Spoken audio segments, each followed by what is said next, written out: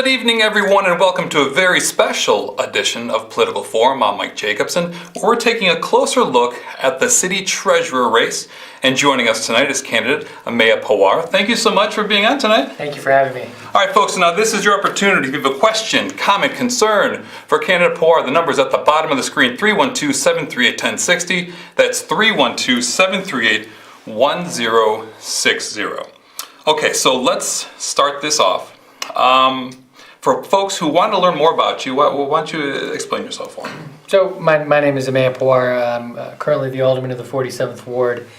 My time in City Council is quickly sunsetting. I've been an alderman for 2 terms. I am the son of immigrants. I was the first Asian American elected to City Council. I have a background in social work from the University of Chicago. And I've spent a majority of my time in City Council working on social and economic justice, raising the minimum wage, leading efforts to guarantee paid sick leave and combat wage theft. And then on the reform side, establish the independent budget office and expand the powers of the inspector general. So I bring those sets of experiences both as a son of an immigrant, but also my experiences in social work and social justice to kind of bring together a broader frame that government should not only work better for people and taxpayers, but then when you stabilize those institutions, you also have to lift up working families. So now talk about this, because you're now you're not running obviously for 47th Ward, but instead for city treasurer. So why did you make that choice? Well, one, I term limited myself, Yeah. and I kept my promise for 2 terms, and I think it's important that there be turnover and change. And then also I wanted to.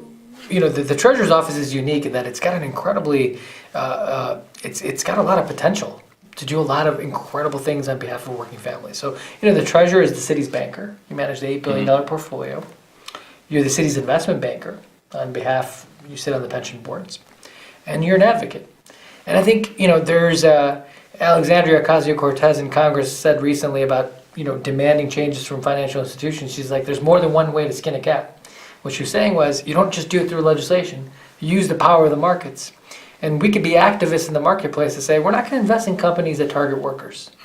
We're not going to invest in banks that finance immigrant detention centers or private prisons or pipelines. Instead, what we're going to do is launch a public bank and democratize our money. It's got a lot of potential, and I want to work on behalf of working people.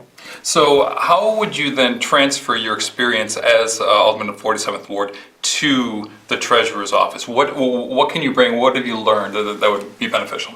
I mean, one of the things in politics is I've had the opportunity to pass over, I think, 13, 14 pieces of citywide legislation. So when I ran for office 9 years ago at this point, people are like, what are you doing talking about being a legislator? Your job is to be sort of the feudal lord, right? over your, pick up the garbage, potholes. And I'm like, yeah, you do that, and we did do that. But it's also to be a legislator.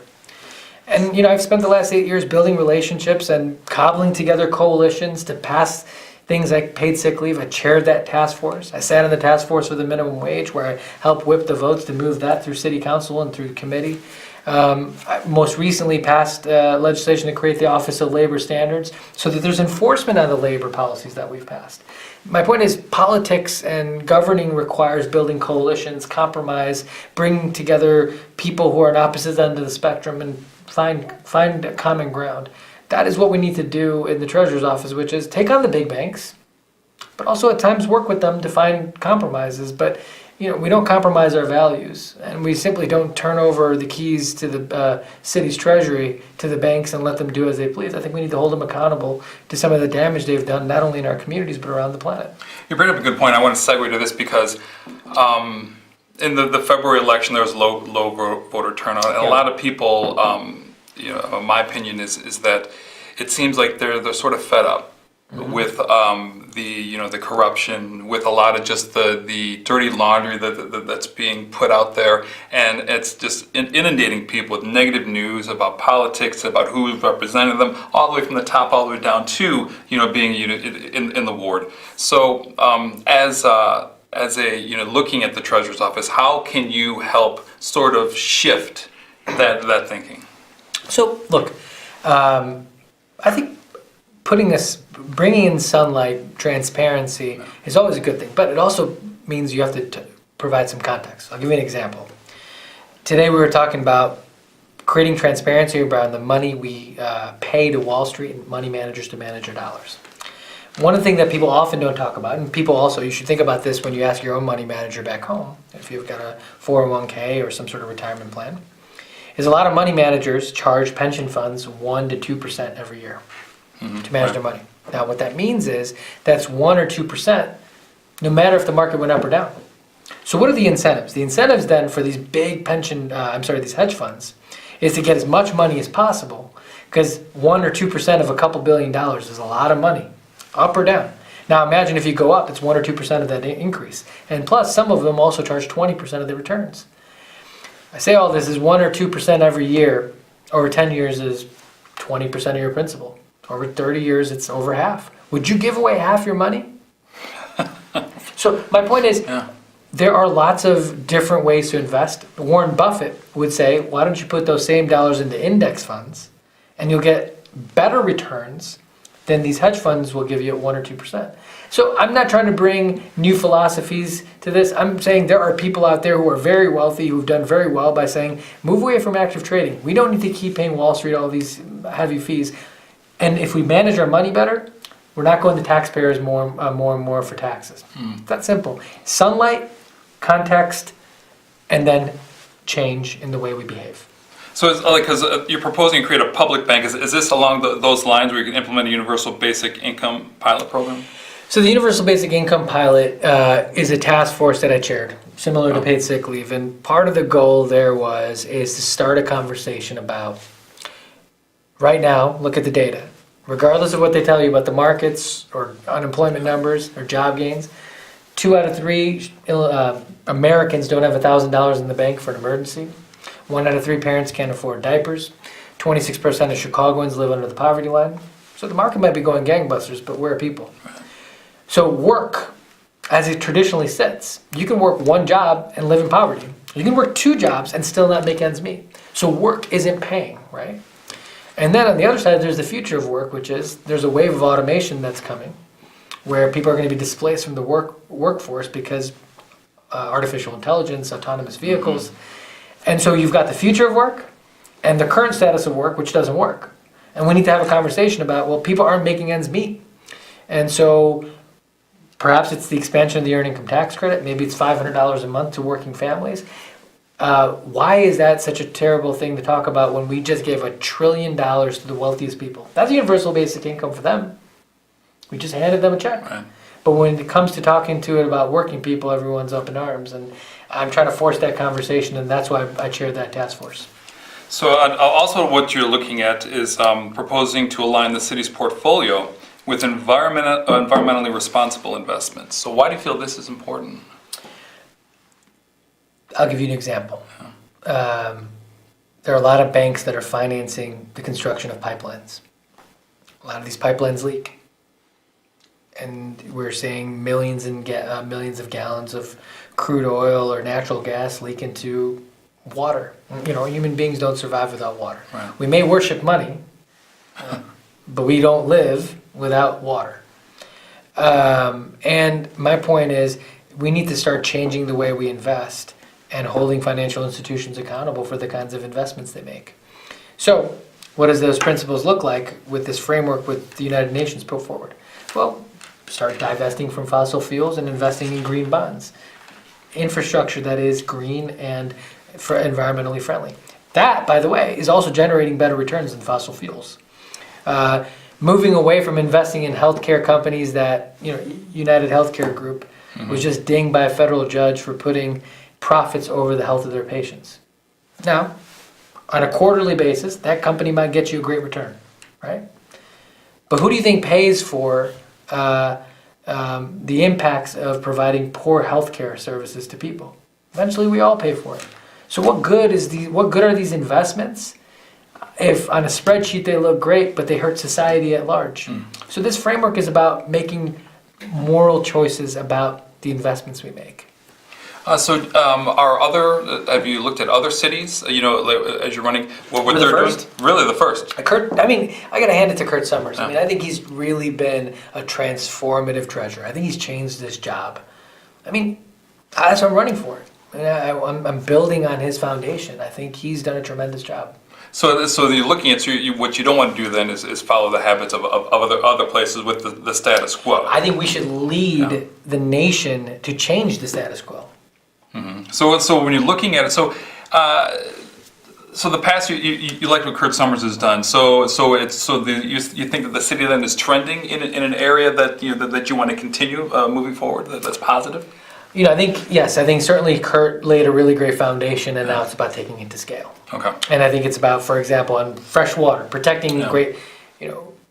Everyone talks about the city's population declining. It's on the fringes.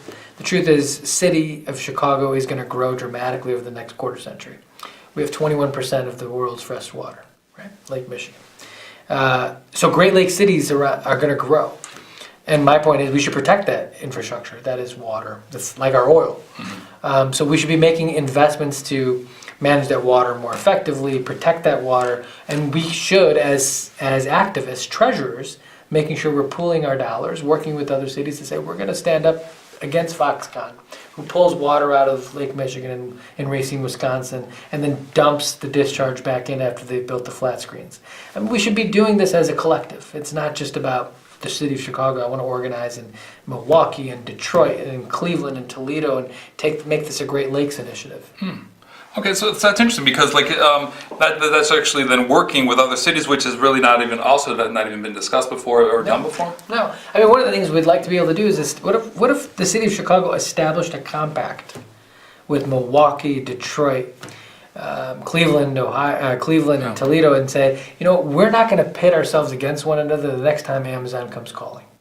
Right. We're going to make them pay their fair share in taxes. If you want to come here and help our city grow, that's great. But if you're going to come here and create a Hunger Games and pit us against one another based on tax incentives, well, we are now in a compact and they're going to say no. We serve our residents, not major corporations. Interesting. So back locally, so you're looking to reestablish also part of your platform is the Office of the Treasurer as a sound check on the mayor and city council. Yeah. As being the alderman, the 47th ward, are your constituents listening to them? Is this what you're hearing? Is this what Chicagoans want? I mean, look, I'm not suggesting that we take like an inspector general role. We have one, right? One thing I'd like to be able to the office to do is be a resource to city council and say, look, this is what we're doing in terms of transparency in our investments. This is where I think we can partner together to launch a public bank. And this is where I think we should be pushing our pension funds to do better in the investment management. Not just seek out the higher returns in the short term because it looks good on paper, but actually drill down and understand what we're sending to Wall Street and how many fees we're paying for simply managing our money. This is how I can be a resource because ultimately city council has to legislate on policies that impact funding pensions. And I want to be able to make this a real symbiotic relationship and say, look, we need to do better on the investment side. And certainly revenue has to be part of the equation, but why not do both? Right. So actually, let's explain this for us. We have Ameya Pawar who's running for a city treasurer candidate. Now, by the way, April 2nd is election day, so make sure that you go out and vote on April 2nd. For people who may not know exactly what the city treasurer office does, can you explain that? Well, like I said at the top, the city treasurer is, you manage the city's $8 billion portfolio, so you're the banker. You're also an investment banker because you invest some of those dollars, and you sit on the pension boards. So you have a say in how some of those dollars get invested, and certainly an advocacy role. And then you're an advocate for taxpayers. So whether it's working on increasing financial literacy, whether it is advocating for a public bank or figuring out how to create new investment mechanisms to invest in communities that have seen disinvestment, refinancing student loans, these are all things that you can do by leveraging these different planks. Mm-hmm. So a city person, a taxpayer, they see it when they're looking at their tax bill. Where do they see the impact? I mean, you can see when you get your property tax bill how much the breakout of how many of your dollars goes to pensions. Okay. You see that. Yeah. So the next step is providing a detailed report and accounting of, well, now you've put the dollars in, how are they performed? Gotcha. Okay. So outgoing treasurer Kurt Summers, he established a $100 million investment fund for neighborhood projects. He set up a system as part of making investment decisions to evaluate companies as good corporate citizens, and you kind of touched on this before. So you're looking to continue this moving forward. Yeah, absolutely. So, and then, do you believe, so along those lines, you brought up, the portion about big banks, Yeah. and staying away from it. Is that where you think then the mistrust is in the past, especially if people are coming into the city Yeah. after moving from another city? Is that they want to make sure that the city is trying to steer away from that and get away from that mistrust? It's interesting. People bring up the public bank and say, well, how can we trust government to run a bank?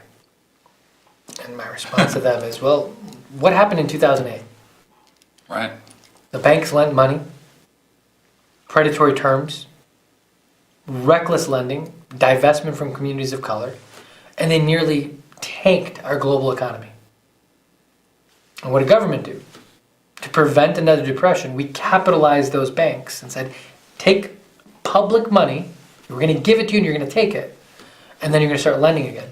And we put confidence back in the markets. The markets didn't do that.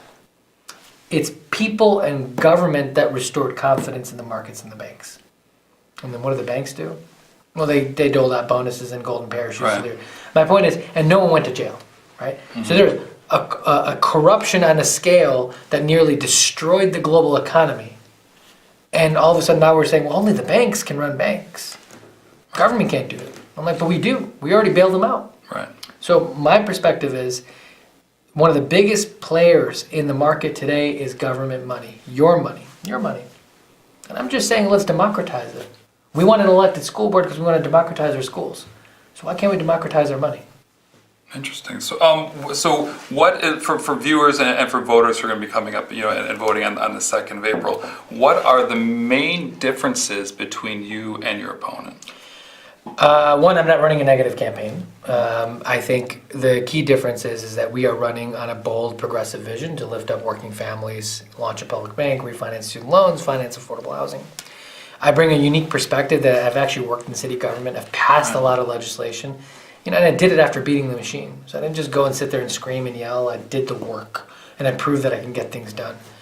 And then I bring an academic background from the University of Chicago and research on disaster and poverty that looks at how communities ebb and flow and how to use social and economic indicators to make change. So I bring a lot of different experiences to bear, and I've also created a separation between myself and the big banks. I haven't taken a dime from the Illinois Bank Pack, and they're one of the larger funders of my opponent. And I think one of the things I just want people to know is we are running a positive, vision-specific campaign. I'm not so sure my opponent can say that.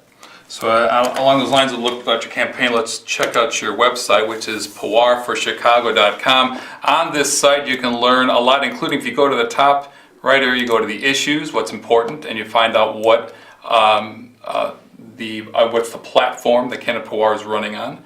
And so if you have more information, by all means, you can go to this website, which is pawarforchicago.com. Okay, so you've been talking about disinvestment also in helping people who maybe don't have a lot of money, people who need help. And so how important is financial education for all families, regardless of who they are and where they live? So let me say this, and I can talk about this from my own background and research. There is this underlying assumption that poor people who don't have money make bad decisions, and that's why they're poor. When the truth is, if poor people had money, they wouldn't be poor, because they make the same choices that everyone else does, right? They buy diapers, they buy groceries, they make car payments. So I think part of the financial literacy conversation is understanding that the resources need to be available to them. If the only place to cash your check in your community is a currency exchange because the banks won't open a location there, well, of course someone's going to take advantage of you. And if you don't have a car because you don't have access to credit, because you don't have a checking account, because the banks left that community, well then what are you supposed to do? So part of what I do want to do in financial literacy is not preach to people about how they should do better, but I want to empower them to advocate for them and organize with me to say we need to demand better from government and public and financial institutions. That's what financial literacy to me means. Because I think people who don't have money make rational decisions, just like everybody else. But it's truly an American sickness. It is an American sickness that we think poor people are poor because they choose to be poor. Because a lot of things too, I think it's getting that education and literacy at a young age. Starting young, we're developing good habits. And actually, where you have a dollar and you can figure out exactly what percentage of this dollar goes to what. Yeah. Right. Yeah. I mean, but I think I would argue that sometimes those same lessons I think should be applied to the wealthiest, right? Which is. Perhaps you don't need that extra jet, and maybe you should pay your fair share in taxes, so then everyone else can go to school, right? My point is, I think part of what I want to do in the advocacy side on financial literacy is to start organizing people and to say we need to demand better. It's not okay that you can't cash a check without paying 3% of your paycheck. It's not okay. Right. It's not okay. I mean, if you got a 2% raise last year because the minimum wage went up, 3%, you're not only paying that and more just to cash your check. That's not okay. Right. That's the thing, because a lot of things too, like people don't understand, is the inflation. With inflation's going up, prices are going up. In some people's communities, rent's going up, yet their salary, their income remains the same. And so those are the people where I could say, okay, well, what can I do to help make sure that I'm tightening the belt and do as much as I can. Yeah, I mean, I think a lot of this is about just making sure that we are demanding more from our institutions. So also, like, black-owned businesses, minority-owned businesses, women-owned businesses could use more investment. Did you believe on helping assist them, for these businesses in the city? Yeah, I think not only do we need to get more investment and working capital to these businesses, we need to provide it on the front end and away from reimbursement. The way the system currently works is, let's just say you own a bar and you want to expand the kitchen. Right. Well, there are lots of grant programs for that, but what they require you to do is go out and build the kitchen, and then they might reimburse you the dollars. Now, if you don't have access to capital or credit, or if the financial institution isn't in your neighborhood, or doesn't want to invest in your neighborhood because it thinks it's too risky, what good is the grant program? We need to front those dollars in the front end, and I think that would have a transformative impact. Wonderful. And then, do you plan on being visible and easily accessible to everyone, regardless of where they are? I'm trying to represent the whole city. And so, like, for people who need to know and need help, especially if you're looking to start a business in the city, what kind of advice would you give them as candidate? One of the things we'd like to be able to do is, again, part of the office is to make sure that the Catalyst Fund is working with people to incubate businesses, new businesses. And it's not just after they're successful; it's helping entrepreneurs get things off the ground. Looks like we have a caller on the show. Caller, are you there? Do you have a question or comment? Yes. Good evening. This is Minister Robert Floyd Plump, and I have a question for the candidates, City Treasurer, Mr.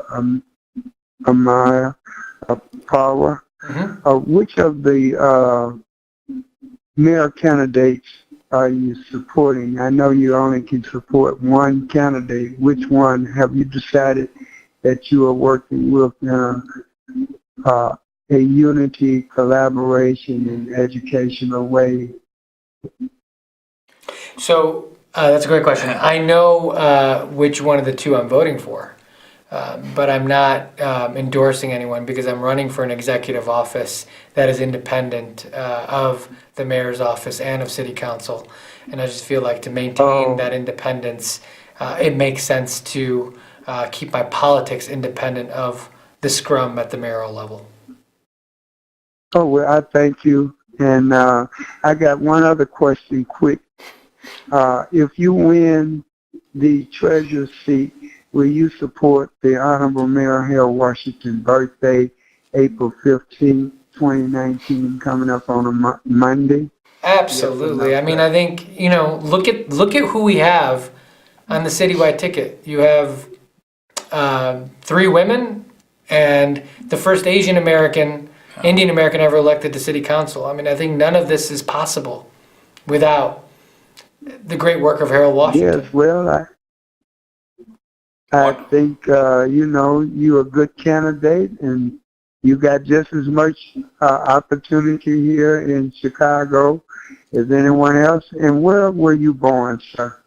I was born in Chicago, well, technically Evanston, because that's where St. Francis is, but I was raised in Rogers Park.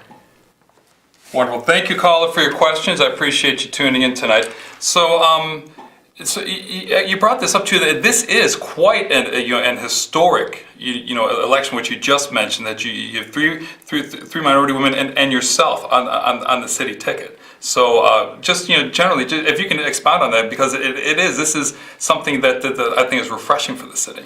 I think it is. I think politics is becoming more and more inclusive. I think of diverse voices. Mm-hmm. I think. I was 8 years ago when I won. I was the first Asian American elected to a major office in Illinois. First one elected to Chicago City Council.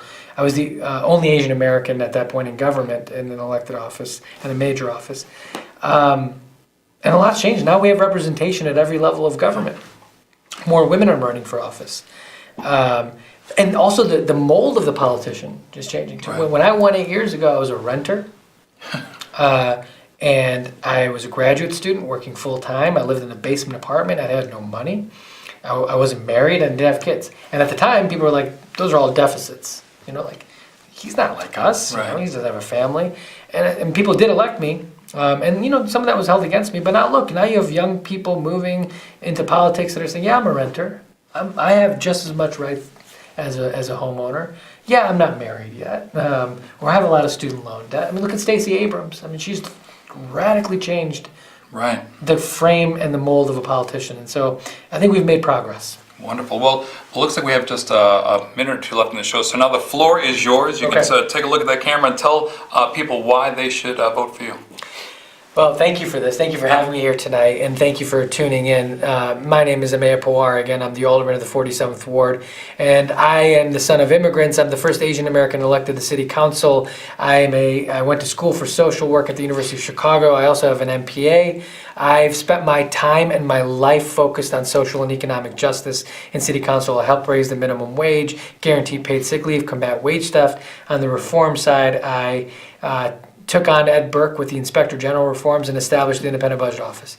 And I'm bringing that experience to the City Treasurer's Office so that we can take on the big banks, invest in communities that have seen disinvestment, and work to lift up working families by being activists in the marketplace. And that means launching a public bank, refinancing student loans, financing affordable housing, and more importantly, start lifting all of us up together, because the thing about Chicago and about governing is that we all rise and fall together. And if we work together, we get ahead.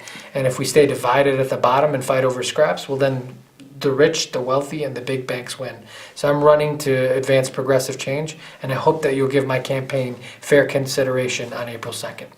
And once again, if you need to find out more information about Ameya Pawar, his website is pawarforchicago.com. You can learn a lot more about him and about the issues that are important to him.